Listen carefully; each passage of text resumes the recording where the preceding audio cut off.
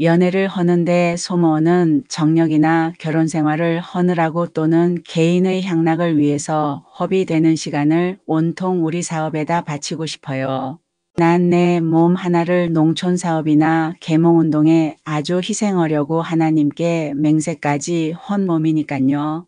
그러니까 그렇게 굳은 결심을 하고 실제로 일을 해나가는 사람끼리 한 몸뚱이로 뭉쳐서 힘을 합하면 곱절이나 되는 효과를 얻지 않겠어요? 백지장도 마주 들면 낫다는데 영신 씨를 만난 뒤부터 나는 줄창 그런 생각을 하고 있었는데요. 어느 기회에 나를 따라와 주실 줄을 나 혼자 믿고 있었던 것도 사실이고요. 왜 낸들 그만 생각이야 못 해봤겠어요?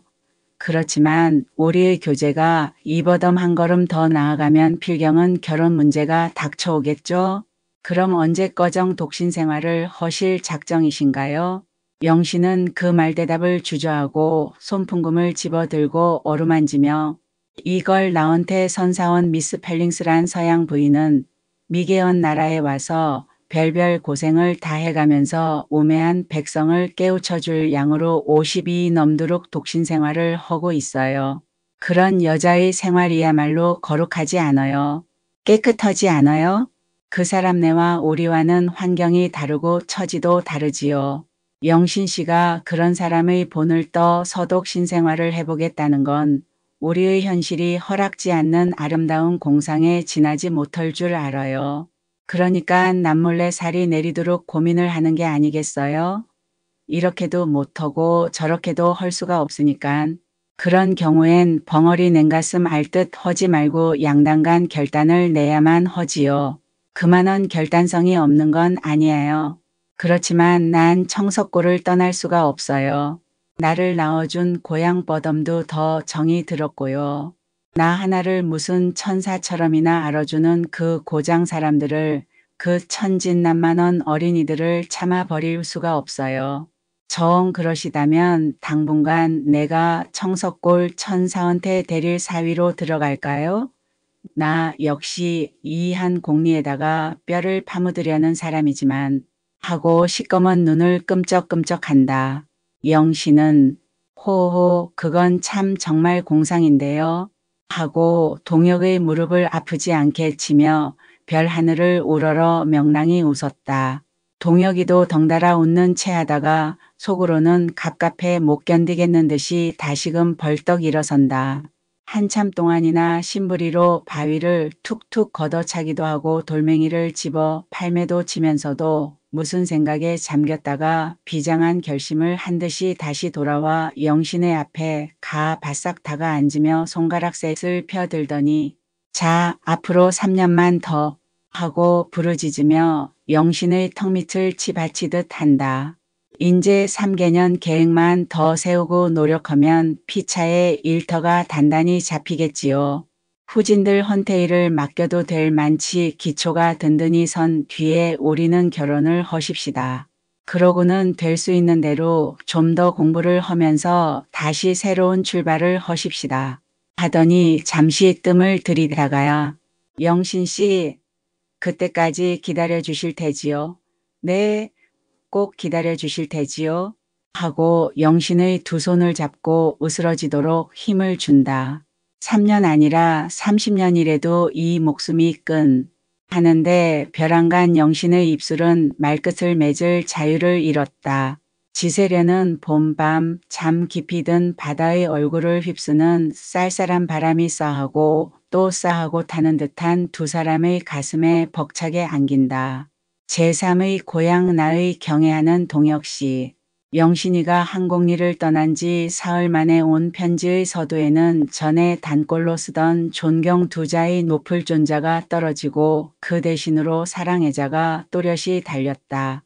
무한한 감사와 가슴 벅찬 감격을 한아름 안고 무사히 나의 일터로 돌아왔습니다. 그 감사와 감격은 무덤 속으로 들어간 뒤까지라도 영원히 잊지 못하겠습니다. 떠날 때의 바쁘신 중에도 여러분이 먼 길에 전송해 주시고 배표까지 사주신 것만 해도 염치 없는데 꼭 배 안에서 뜯어보라고 쥐어주신 봉투 속에 10원짜리 지전 한 장이 들어있는 것을 보고 놀랐습니다. 몇 번이나 다시 돌려보내려고 하였으나 한창 어려운 고비를 넘는 농촌에서 10원이란 큰 돈을 변통하기가 얼마나 어려우셨을 것을 알고, 또는 제가 떠나기 전날 밤에 이 돈을 남에게 취하려고 몇십 리 밖까지 가셨다가 늦게야 돌아오셨던 것이 이제야 짐작되어서 차마 도로 붙이지를 못하였습니다. 몸보할 약이라도 한 재 지어 먹으라고 간곡히 부탁은 하셨지만 100원, 1000원보다도 더 많은 이 돈을 저 한 몸의 영양을 위해서는 쓸 수가 없습니다. 그대로 꼭 저금을 해두었다가 가을에 지으려는 학원 마당 앞에 종을 사서 달겠습니다.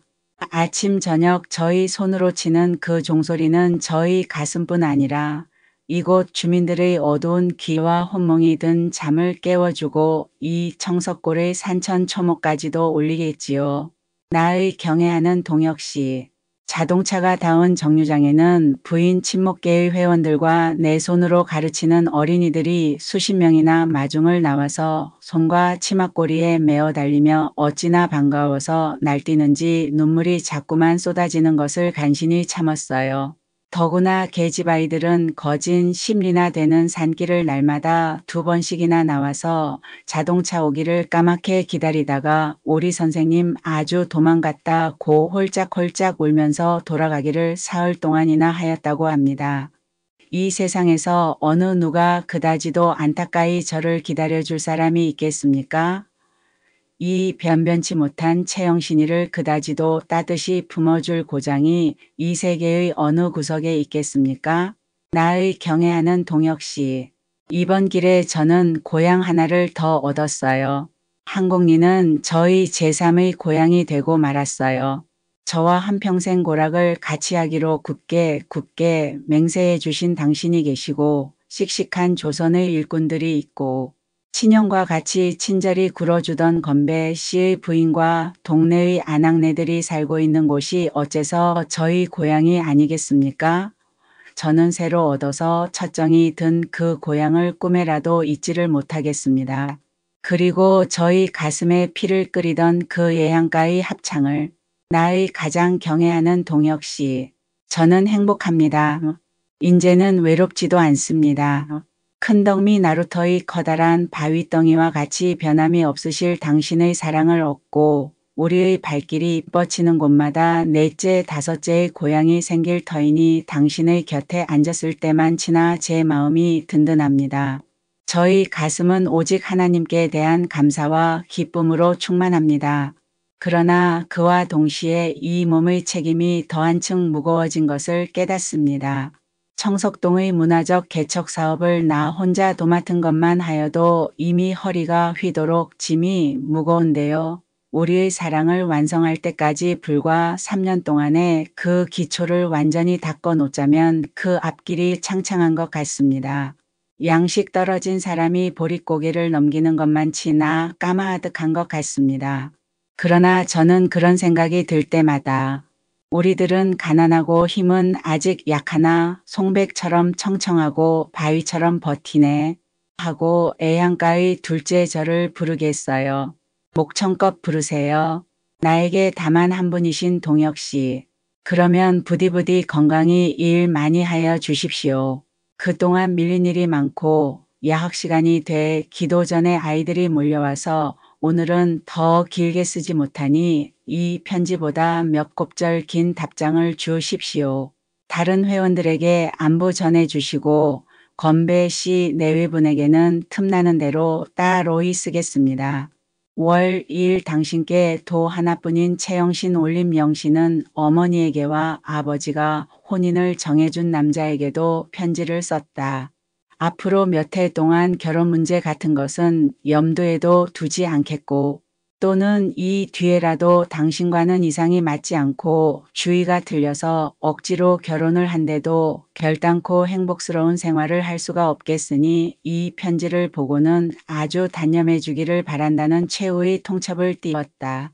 동혁이와 30년 동안이라도 기다리겠다는 언약을 한 이상 연애니 결혼이니 하는 번거로운 문제로 새삼스러이 머리를 썩일 시간도 없고 그렇다고 그대로 질질 끌어나가는 것은 여러 해를 두고 저를 유념해온 상대자에게 대해서 매우 미안하기도 하였던 것이다. 한 일주일 뒤에야 어머니에게서는 진정으로 내 생각이 그렇다면 인력으로 못할 노릇이나 딸 자식 하나로 해서 이 어미는 죽어도 눈을 감지 못할 줄이나 알아 다오 하는 대서 편지가 왔고 금융조합에 다니는 남자에게서는 얼마나 이상이 높고 주의가 맞는 남자와 결혼을 해서 이 세상 복록을 골고루 누리며 사나 두고 보자.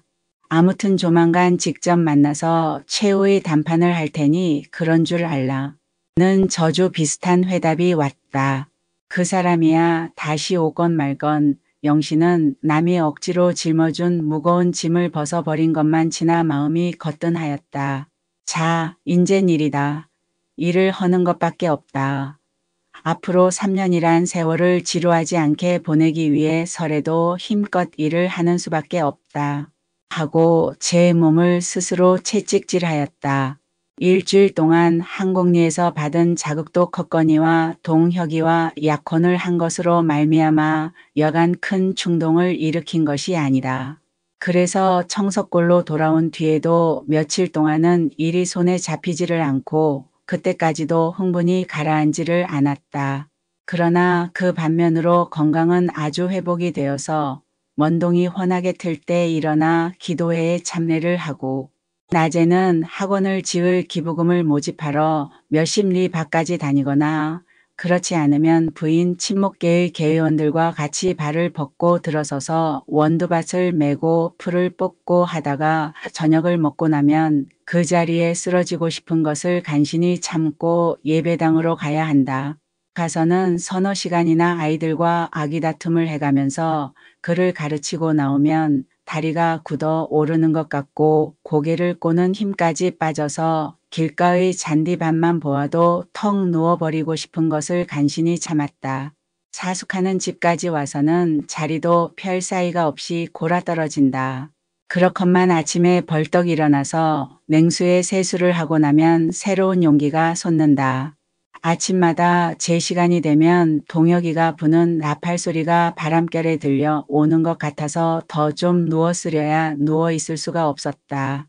아이들까지 놀 새가 없는 농번기가 닥쳐왔건만 강습소의 아이들은 나날이 늘어 오리 박심리 밖에서까지 밥을 싸가지고 다니고 기부금이 단돈 100원씩이라도 늘어가는 것과 친목계의 개원들도 지도하는 대로 한 몸뚱이가 되어 한 사람도 마시를 다니거나 버정거리는 사람이 없이 닭을 기르고 누에를 치고 또는 배를 짠다.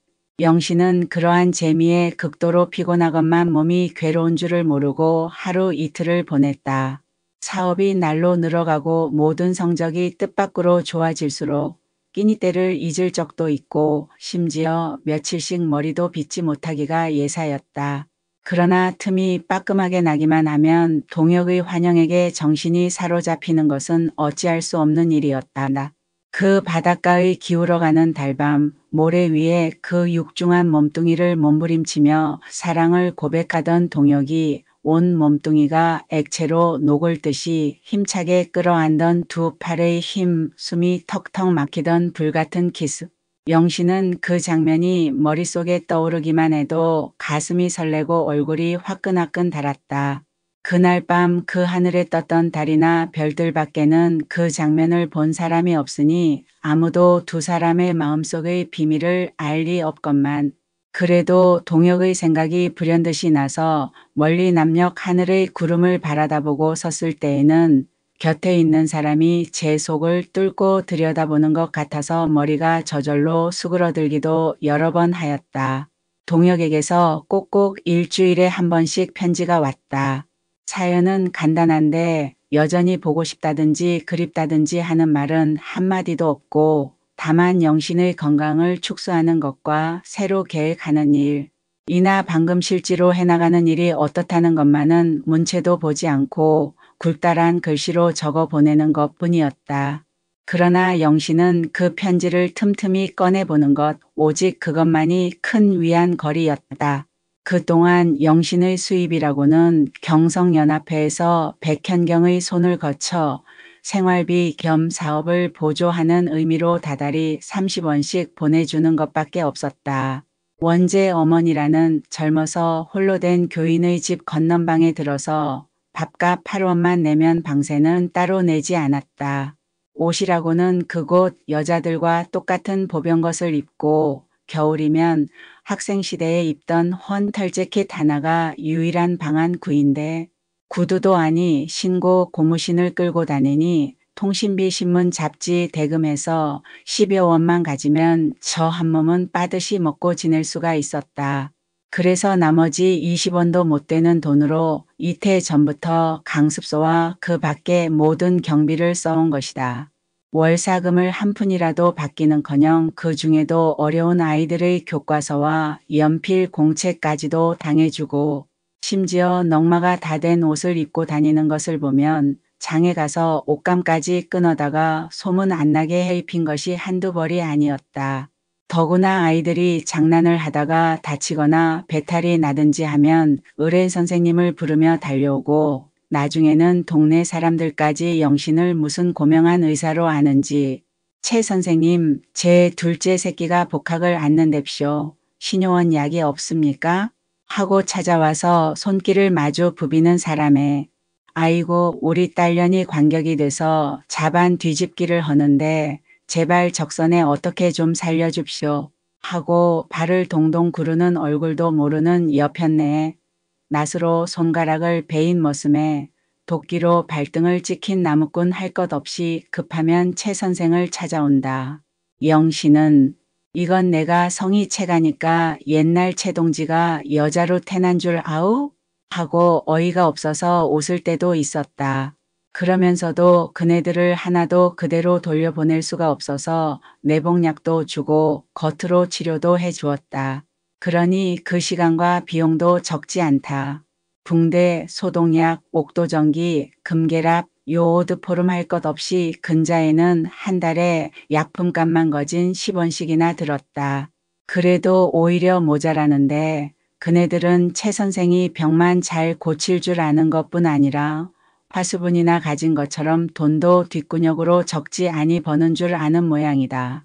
보통 사람은 불러다 볼 생의도 못하는 공의가 그나마 40리 밖 읍내에 겨우 한 사람이 있고 장거리에 의생이 두어 사람이 있다고는 하나 옛날처럼 교군이나 보내야 온다니 이 근처 백성들은 무료로 치료를 해주는 최 선생을 찾아올 수밖에 없는 것이다. 그래서 영신 의방이 어떤 때는 진찰실이 되고 벽장 속은 양약국의 약장 같았다. 나날이 명망이 높아가는 채 의사는 병을 고쳐주는 데까지 재미가 나서 빚을 얻어가면서라도 급한 때 쓰는 약을 떨어뜨리지 않으려고 애를 썼다. 아메바성 이질로 죽어가던 사람이 에미틴 주사 한 대로 뒤가 막히고 가슴앓이로 펄펄 뛰던 사람이 판토폰 한 대에 진정이 되는 것은 여간 신기하지가 않았다.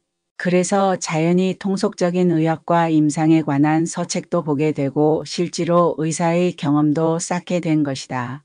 그래서 나는 하나님이 이 동리에 특파하신 사도다 하는 자존심과 자랑까지도 갖게 되었다.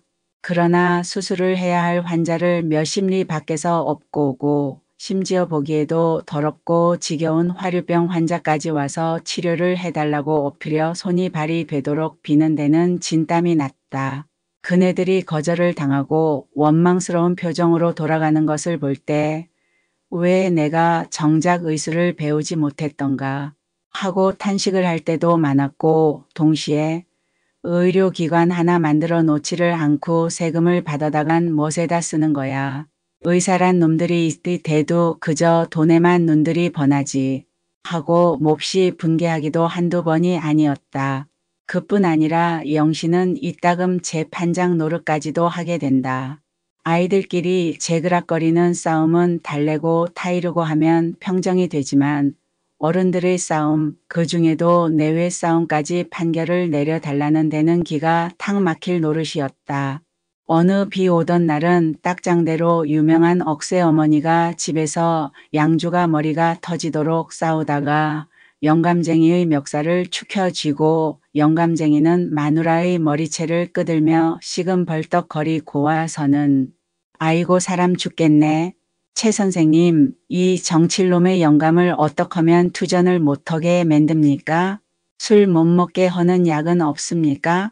하면 영감쟁이는 만경이 된 눈을 휘번덕거리며 아이고 이 육실얼련 버르장이를 좀 가르쳐 줍쇼 하고 비가 줄줄 쏟아지는 진흙마당에서 서로 껴안고 뒹굴며 한바탕 엎치락 뒤치락 하다가 버럭버럭 대드는 바람에 영신은 어쩔 줄을 모르고 구경만 하다가 고만 뒷문으로 빠져서 예배당으로 뺑소니를 친 때도 있었다. 한편으로 그를 배우러 오는 아이들은 거진 날마다 늘었다.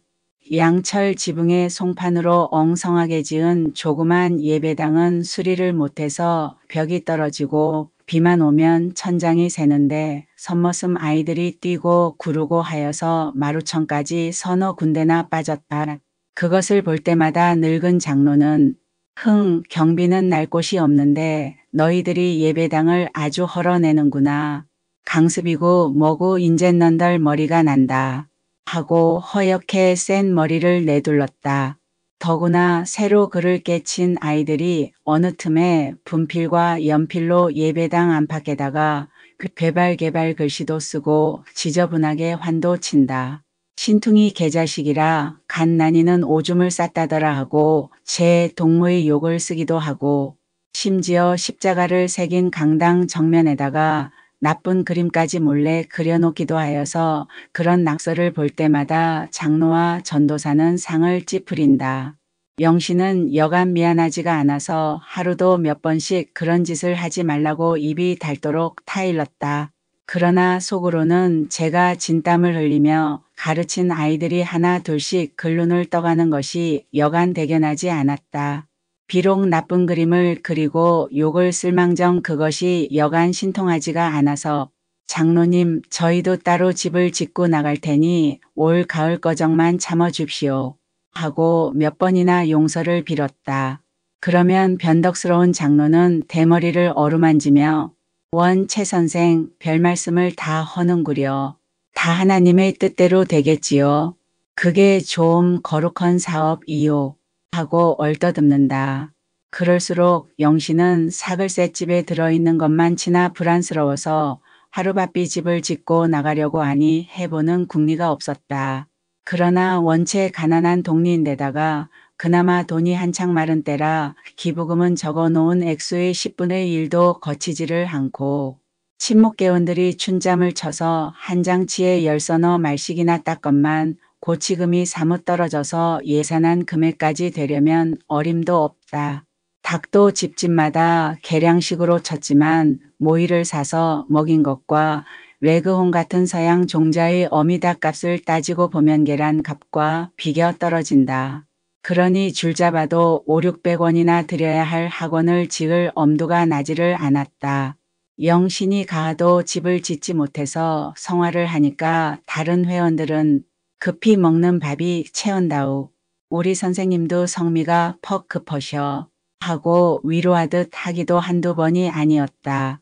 그럴수록 아이들이 한꺼번에 대여섯 명, 어떤 때는 연함은 명씩 부쩍부쩍 는다. 보통 학교가 10월이 밖이나 되는 곳에 있고 가니 학교라고 새로 생긴 것도 장터까지 가서야 있으니 배움에 목마른 아이들은 등잔불로 날아드는 나비처럼 청석골로만 모여들 수밖에 없는 형세다. 요새 들어온 아이들까지 합하면 거진 130여 명이나 된다. 그러나 장소가 좁다는 이유로 한 아이도 더 수용할 수 없다고 오는 아이를 쫓을 수는 없다. 영신은 아무나 오게 아무나 오게 하는 찬송가 구절을 입속으로 부르며 오냐 예배당이 터지도록 모여오너라. 여름만 되면 나무 그늘도 좋고 달밤이면 등불 두일 없다 하고 들어오는 대로 받아서 그곳 보통학교를 졸업한 젊은 사람들의 응원을 얻어 남자와 여자와 초급과 상급으로 반을 나누어 가르치기 시작했다. 영신을 숭배하고 이를 도와주는 순진한 청년이 서너 명이나 되지만 그 중에도 주인집의 외아들인 원재는 영신의 말이라면 절대로 복종을 하는 신복이었다. 같은 집에 살기도 하지만 상급 학교에는 가지 못하는 처지라 세세 틈틈이 영신에게서 중등학과를 배우는 진실한 청년이다. 가뜩이나 후락한 예배당 안은 콩나물을 기르는 것처럼 아이들로 빡빡하다. 선생이 부비고 드나들 틈이 없을 만치 꼭꼭 찼다. 아랫반에서 가자에 기억하면 각허구, 나자에 니은하면 난허구 하면서 다리도 못 뻗고 들어앉은 아이들은 고개를 반짝 들고 칠판을 쳐다보면서 제비 주둥이 같은 입을 일제히 벌렸다 오므렸다 한다. 그러면 윗반에서는 농민독본을 펴놓고 잠자는 자 잠을 깨고 눈 먼 자 눈을 떠라. 부지런히 일을 하야 살 길을 닦아보세. 하며 목청이 찢어져라고 선생의 인내를 낸다. 그 소리를 가까이 들으면 귀가 따갑도록 시끄럽지만 멀리 축동 밖에서 들을 때 가, 너희들이 인제야 눈을 떠 가는구나 하며 영신은 어깨춤이 저절로 났다. 그러다가 어느 날 저녁 때였다. 영신의 신변을 노상 주목하고 다니던 순사가 나와서 다짜고짜 주임이 당신을 보자는데 내일 아침까지 주재소로 출두를 허시오. 하고 한마디를 이르고는 말대답을 들을 사이도 없이 자전거를 되집어 타고 가버렸다. 무슨 일로 호출을 할까? 강습소 기부금은 500원까지 모집을 해도 좋다고 허가를 해주지 않았는가? 영신은 일이 손에 잡히지 않았다. 웬만한 일 같으면 출장 나온 순사에게 통지만 해도 고만일 텐데 일부러 몇십 리 밖에서 호출까지 하는 것은 무슨 까닭이 붙은 일인지 도무지 알 수가 없었다. 영신이가 처음 내려오던 해부터 이 일 저 일에 줄곧 간섭을 받아왔었지만 강습소 일이 나부인 친목계며 그 밖에 하는 일을 잘 양해를 시켜 오던 터이라 더욱 의심이 나지 않을 수 없었다. 별별 생각이 다 나서 영신은 그날 밤 잠을 잘 자지 못하고 이튿날 새벽밥을 지어 달래서 먹고는 길을 떠났다.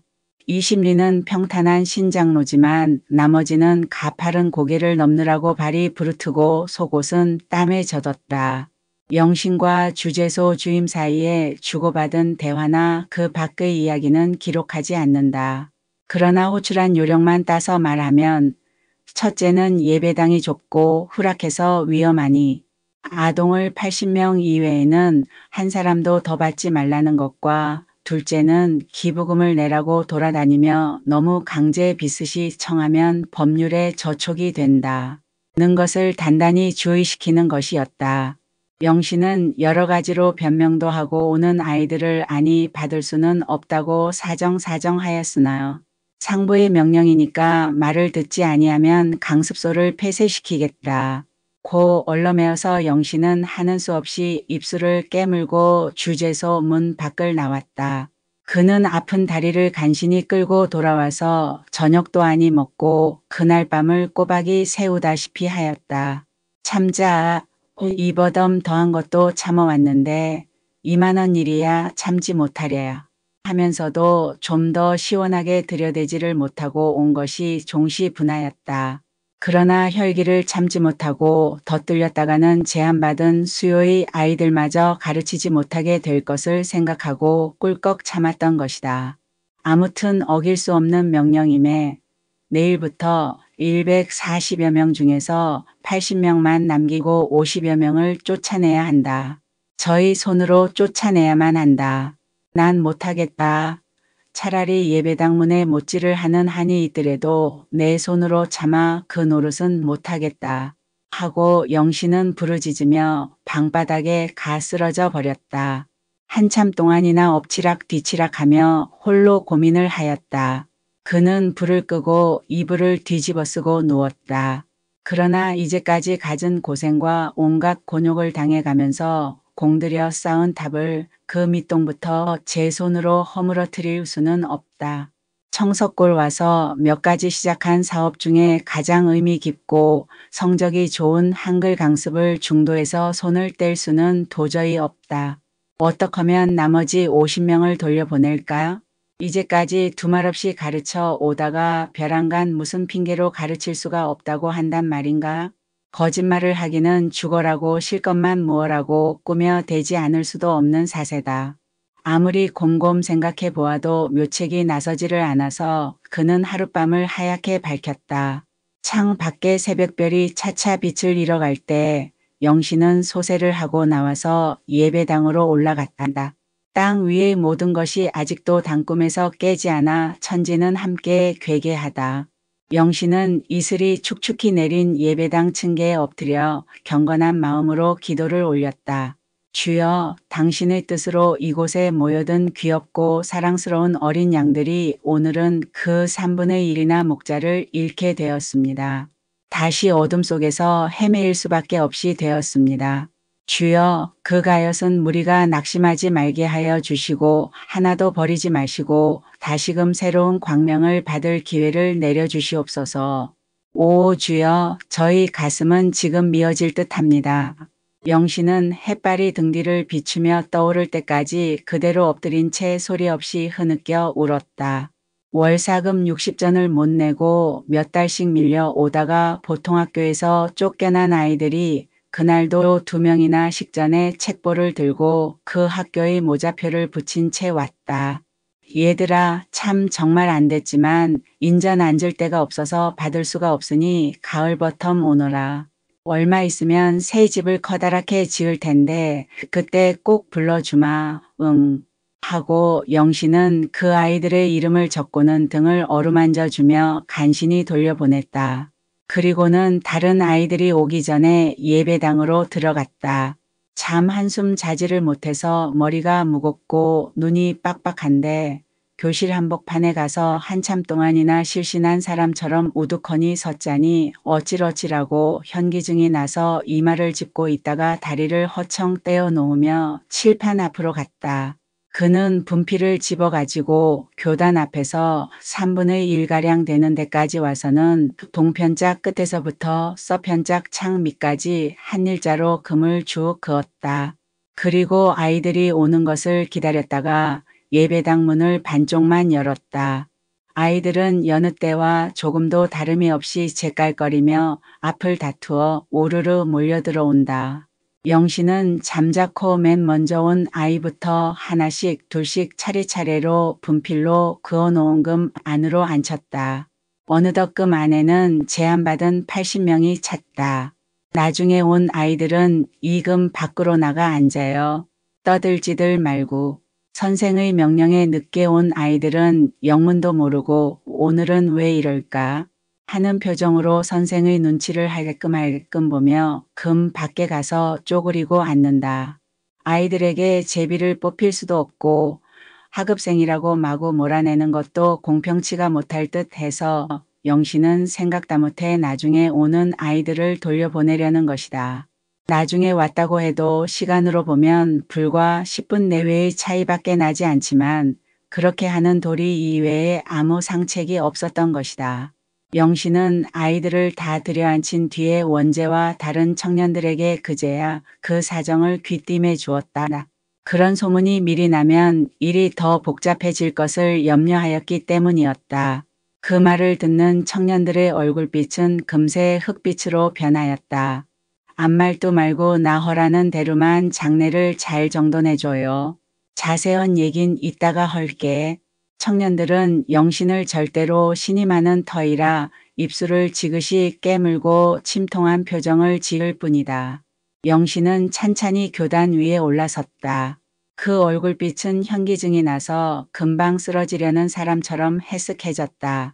아이들은 선생님이 무슨 말을 하시려고 저러나 하고 저희들 깐에도 보통 때와는 그 기색이 다른 것을 살피고는 기침 하나 아니 하고 영신을 쳐다본다. 영신은 입술만 떨며 얼른 말을 꺼내지 못하고 섰다. 사제간의 정을 한 칼로 베어내는 것 같은 마룻바닥에 그어놓은 금을 내려다보고 그 금 밖에 50여 명 아동이 옹기종기 모여 앉아서 무슨 무서운 선고나 내리기를 기다리는 듯한 그 천진한 얼굴들을 바라볼 때 영신은 눈 두 덩이 뜨끈해지며 목이 막혀서 말을 꺼낼 수가 없다. 한참 만에야 그는 용기를 내었다. 그러다가 풀이 죽은 목소리로 여러 학생들 조용히 들어요. 오늘은 선생님이 차마 하기 어려운 섭섭한 말을 할 텐데 하고 나서 다시 주저하다가야 저금 밖에 앉은 아이들은 오늘부턴 공부를 시킬 수가 없게 됐어요. 하였다. 청천의 병력은 무심한 어린이들의 머리 위에 떨어졌다. 깜박깜박하고 선생을 쳐다보던 수없는 눈들은 모두가 꽈리처럼 동그래졌다. 왜요? 선생님, 왜 글을 안 가르쳐 주신대요? 그 중에 머리가 좀 굵은 아이가 발딱 일어나며 질문을 한다. 영신은 순순히 타이르듯이 집이 좁아서 80명밖에는 더 가르칠 수가 없게 되었다는 것과 올 가을에 새 집을 지으면 꼭 잊어버리지 않고 한 사람도 빼어놓지 않고 불러주마고 빌다시피 하였다. 그럼 입대 과정은 이 좁은 데서 어떻게 가르쳐 주셨어요? 이번엔 제법 목소리가 패인 남학생의 질문이 들어왔다. 영신은 화살이나 맞은 듯이 가슴 한복판이 뜨끔하였다.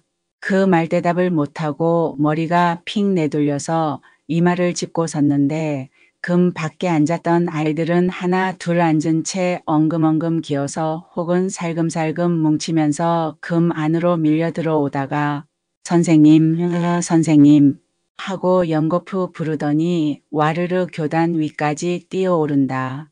영신은 50여 명이나 되는 아이들에게 에워싸였다. 선생님, 전 벌써 왔어요. 뒷간에 갔다가 조금 늦게 왔는데요. 선생님, 난 막동이 버덤도 먼저 온 걸 저 차순이도 봤어요. 선생님, 내일부터 일찍 올게요. 선생님 버덤도 일찍 올게요. 선생님, 저 좀 보세요. 절 좀 보세요.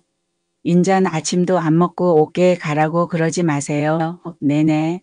아이들은 엎드러지며 고풀어지며 앞을 다투어 교단 위로 올라와서 등을 밀려 넘어지는 아이의 발등을 밟히고 우는 아이의 가뜩이나 머리가 휑한 영신은 정신이 아찔아찔해서 강도상 모서리를 잡고 간신히 서 있다.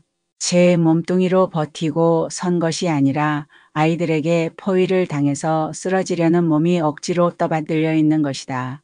선생님. 아이들의 안타까운 부르짖음은 귀가 따갑도록 그치지 않는다. 그래도 영신은 눈을 내리감고 아래 입술을 지그시 깨물 뿐. 내려들 가. 어서 내려들 가거라. 말 안 들으면 모두 내쫓을 테다. 하면서 영신을 도와주는 청년들이 아이들을 끌어내리고 교편을 들고 얼러매건만 그래도 아이들은 울며불며 영신의 몸에 가 찰거머리처럼 달라붙어서 죽기 기쓰고 떨어지지를 않는다. 영신의 저고리는 수세미가 되고 치마 주름까지 주르르 트어졌다. 어떤 계집애는 다리에다가 깍지를 끼고 엎드려서 꼼짝을 못하게 한다. 영신은 트어진 치마폭을 휩싸 쥐고 그제야 나라 마 얘들아 저리들 좀 가 있어. 온 숨이 막혀서 죽겠구나 하고 몸을 뒤틀며 손과 팔에 메어 달린 아이들은 가만히 뿌리쳤다. 아이들은 한번 떨어졌다가도 혹시나 제가 빠질까 하고 다시 극성스레 달려붙는다. 이 광경을 본 교회의 직원들이 들어와서 강제로 금 밖에 앉았던 아이들을 예배당 밖으로 내몰았다. 사내아이, 계집아이 할 것 없이 어머니의 젖을 억지로 떨어진 것처럼 눈이 빨개지도록 홀짝홀짝 울면서 또는 흑흑 흐느끼면서 쫓겨나갔다. 장로는 대머리를 번득이며 쫓아나가서 예배당 바깥문을 걸고 빗장까지 질렀다. 아이들이 소동을 해서 시끄러워 골치도 아프거니와 경찰의 명령을 듣지 않다가는 교회의 책임자인 자기의 발등에 불똥이 튈까 보아 적지 않이 겁이 났던 것이다. 아이들의 등 뒤에서 이 전경을 바라보던 영신은 깨물었던 눈물이 주르르 흘러내렸다. 영신은 그 눈물을 아이들에게 보이지 않으려고 소매로 얼굴을 가리며 돌아섰다.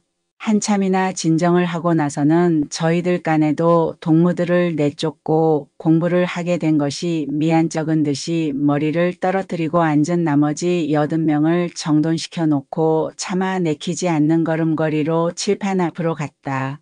그는 새로운 과정을 가르칠 경황이 없어서 오늘은 우리 복습이나 하지 하고 교과서로 쓰는 농민 독본을 펴 들었다. 아이들은 글자 모으는 법을 배운 것을 독본에 있는 대로 누구든지 학교로 오너라. 배우고야 무슨 일이든지 한다. 하고 풀이 죽은 목소리로 외기를 시작한다. 영신은 그 생기 없는 아이들의 목소리가 듣기 싫은데 든 사람은 몰라도 난 사람은 안다고 이가 빠진 듯이 띄엄띄엄 벌려 앉은 교실 한 귀퉁이가 훤한 것을 보지 않으려고 유리창 밖으로 눈을 돌렸다. 창 밖을 내다보던 영신은 다시금 콧마루가 시큰해졌다. 예배당을 애둘은 야트막한 다음에는 쫓겨나간 아이들이 머리만 내밀고 조옥 매달려서 담 안을 넘겨다보고 있지 않은가. 고목이 된 뽕나무 가지에 닥지 열린 것은 틀림없는 사람의 열매다. 그 중에도 키가 작은 계집애들은 나무에도 기어오르지를 못하고 땅바닥에 가 주저앉아서 홀짝거리고 울기만 한다. 영신은 창문을 말끔 열어 제쳤다. 그리고 청년들과 함께 칠판을 떼어 담 밖에서도 볼 수 있는 창 앞턱에다가 버티어 놓고 아래와 같이 커다랗게 썼다. 누구든지 학교로 오너라. 배우고야 무슨 일이든지 한다. 나무에 오르고 담장에 메어 달린 아이들은 일제히 입을 열어 목구멍이 찢어져라고 그 독본의 구절을 바라다보고 읽는다. 바락바락 지르는 그 소리는 그를 외는 것이 아니라 어찌 들으면 누구에게 발악을 하는 것 같다. 그러한 상태로 얼마 동안 지냈다. 그래도 쫓겨나간 아이들은 날마다 제 시간에 와서 담을 넘겨다보며 땅바닥에 엎드려 손가락이나 막대기로 글씨를 익히며 흩어질 줄 모른다. 주 학과 야학으로 가르고는 싶으나 저녁에는 부인 야학이 있어서 번차례로 가르칠 수도 없었다. 집을 지어야겠다. 무슨 짓을 해서든지 하루바삐 학원을 짓고 나가야겠다. 영신의 결심은 나날이 굳어갔다. 그러나 그 결심만으로는 일이 되지 못하였다. 그는 원제와 교회 일을 보는 청년들에게 임시로 강습하는 일을 맡기고는 청석학원 기성회 회원 방명부를 꾸며 가지고 다시 돈을 청하러 나섰다. 집신의 사내처럼 간발을 하고는 오늘은 이 동리 내일은 저 동리로 산을 넘고 논길을 헤매며 단 10전 20전씩이라도 기부금을 모으러 다녔다. 푹푹 찌는 삼복 중에 인가도 없는 심산궁곡으로 헐떡거리며 돌아다니자면 목 이타는 듯이 족갈이 나는 때도 많았다. 논 귀퉁이 웅덩이에 흥건히 괜 물을 손으로 떠서 마시기도 하고 어떤 때는 긴긴 해에 점심을 굶어 시장기를 이기지 못하고 더운 김이 후끈후끈 끼치는 풀밭의 행려병자와 같이 쓰러져서 정신을 잃은 때도 있었다. 촌가로 찾아 들어가면 보리밥 한 수리야 얻어먹을 수가 없는 것은 아니건만 굶으면 굶었지 비렁뱅이처럼 밥 한 술 줍쇼 하기까지는 자존심이 허락을 하지 않았던 것이다. 그러다가는 저녁까지 굶고 눈이 하가마가 되어서 캄캄한 밤에 하늘의 별만 대중에서 방향을 잡고 오는 날도 경성드뭇하였다. 집에까지 죽기 기쓰고 기어들어와 턱 눕는 것을 보면 원재 어머니는 아이고 최 선생님 이러다간 큰 병 나시겠구려. 사람이 성옥 웃어야 학원 집이고 멋이고 짓지 온 가여거라. 아주 초죽음이 되셨구려. 하고는 영신의 다리팔을 주물러주고 더위를 먹었다고 영신안을 얻어다 먹이고 하였다. 그렇건만 기부금을 적은 명부를 펴보면 하루에 40전 50전 끼케야 2, 3원밖에는 적히지를 않았다. 원재 어머니는 이태 동안이나 영신이와 한 집에서 살고 밥을 해주는 동안에 그를 깨치고 쉬운 한문까지도 알아보게 된 것이다. 그는 영신의 가마를 받아 교회의 권사 노릇까지 하게 되었고 영신이가 와서 발기한 부인 친목계의 서기 겸 회계까지 보게 되었다. 그래서 영신과 정도 들었거니와 그를 천사와 같이 숭앙하고 친절을 다하는 터이다.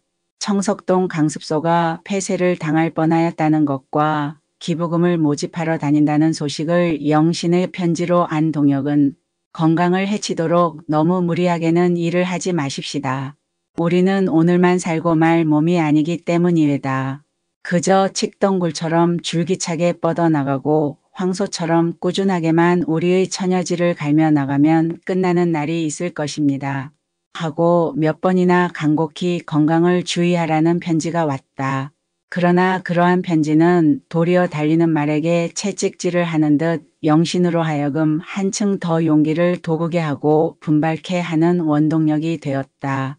그는 생각다 못해서 기부금을 10원이고 20원이고 적어놓고 이 핑계 저 핑계로 내지 않는 근처 동리의 밥술이나 먹는 사람들을 다시 한번 찾아다녔다. 그 중에도 번번이 따고 면회를 하지 않는 한낭청이란 부잣집에는 어디 누가 못 견디나 보자 하고 극성맞게 쫓아가서는 기어이 젊은 주인을 만나보고 급한 사정을 하였다. 그러나 여보 이건 빚 졸리기보덤 더 어렵구려. 글쎄 지금은 돈이 없다는데 바득바득 내라니 그래서 팔고놈 팔아서 기부금을 내란 말요? 온 우리 집 자식들이 한 놈이나 강습성과 허는 델땡기기나 허나 하고 배를 내민다. 영신은 참다 못해서 속으로 애끼 제 배떼기밖에 모르는 놈 같으니 그래도 술 담배 사먹는 돈은 있겠지 하고 사랑마당에다 침을 탁 뱉고 돌아선 때도 있었다. 이래저래 영신은 근처 동리의 소위 재산가 계급에게는 인심을 몹시 잃었다. 어디서 떠들어온 계집이 급번세야. 기부금에 병풍상성을 해서 쏘댕기니 온 나중엔 별 꼴다 보겠군 하고 귀먹은 욕을 먹었다. 그와 동시에 주재소에서는 주의를 시켰는데도 또 기부금을 강청한다고 다시 말썽을 부리게 되었다. 불개미와 갓 이청석 골서 한 10리쯤 되는 흑성리라는 동리에 그 근처에서 제일 까는 부명을 듣는 그 한낭청 집에서는 주인 영감의 환갑잔치가 열렸다. 한낭청은 한곡리의 강도사 집보다 몇 곱절이나 큰 부자로 천석도 넘겨 하리라는 소문이 난 지도 여러 해나 되었다. 근처 동리를 호령하는 지주다. 큰 소를 한 마리나 잡아엎었다더라. 마이너스 읍내에서 기생하고 광대를 불러다가 소리를 시키고 줄을 걸린다더라. 마이너스 인근 각처에 소문이 굉장히 퍼졌다. 청석골서도 그 집의 논을 하는 자긴들은 물론 갓을 빌려 쓰고 두루마기를 입은 늙은 축들이 10여 명이나 떼를 지어 구경을 갔다. 옆 현네들도 풀을 3개 먹여서 버석거리는 치마를 빼질러 입고 그 뒤를 따랐다. 소를 통으로 잡아 엎고 기생광대까지 놀린다는 것은 이 궁벽한 시골서 구경거리에도 줄인 그네들에게 있어서 몇십 년에 한 번 만날지 말지 한 좋은 기회이다. 떵기덩 떡덕궁 날리리 쿵닥쿵. 한낭청 집 널따란 사랑마당 큰 느티나무 밑에는 차이를 치고 마당 양 귀퉁이에는 작수를 받치고 팔뚝 같은 굵은 찬박줄을 핑핑이 캥겨 놓았는데 갓을 삐딱하게 쓴 늙은 풍악잡이들이 북, 장구, 피리, 젖대, 깡깡이 같은 제구를 갖추어 풍악을 잡히기 시작한다. 주인 영감이 큰 상을 받은 것이다. 덧문을 추녀 끝에 축혀 단 큰사랑 대청에는 군수의 대리로 나온 서무 주임 이하 면장, 주재소 주임, 금융조합 이사, 보통학교 교장 같은 양복장이 귀빈들은 물론 일가 친척이 각쳐서 구름같이 모여들어서 텐마루 끝까지 그득히 앉았다. 교자상이 목못이 나와서 주전자를 든 아이들은 손님 사이를 간신히 부비고 다닌다. 읍내서 자동차로 사랑 노름에 불려온 기생들은 기생이래야 요릿집으로 발려온 작부지만 인조견 남치마에 무릎을 세고 앉아서 풍악에 맞추어 만수산 만수봉의 만년장수이세 사온데 그 물로 빚은 술을 만년배에 가득 부어 2, 3배 잡수시오면 만수무강하오리다 하고 권주가를 부른다. 주인의 오른편에서 노랑수염을 꼬아 올리고 앉았던 면장은 자, 간상 드시지요. 자, 이케다상 하고 커다란 은잔을 들어 주인과 주재소 수석에게 권한다. 10여 년이나 면장 노릇을 하면서도 한 획 가로 긋고 두 획 내려 그은 것이 자인 줄도 모르건만 긴상 복상은 곧잘 부를 줄 안다. 달리 부를 수 있는 자리에도 상자를 붙이는 것이 고작 가는 존대가 되는 줄 아는 모양이다. 나능이라고 부르는 기생은 잔대를 들고 노란 치자물 같은 약주가 찰찰 넘치는 잔을 들어 손들이 권하는 대로 주인 영감에게 받들어 올린다. 한낭청은 반백이 된 수염을 좌우로 쓰다듬어 올리고 그 술이 정말 불로장생의 선약이나 되는 듯이 높이 들어 쭉 들이마시곤 한다. 깍지똥처럼 뚱뚱해서 두 볼의 군살이 혹처럼 너덜너덜하는 한낭청에게 버드나무 회초리 같은 계집들이 착착 분일면서 아양을 떠는 것도 한 구경거리다.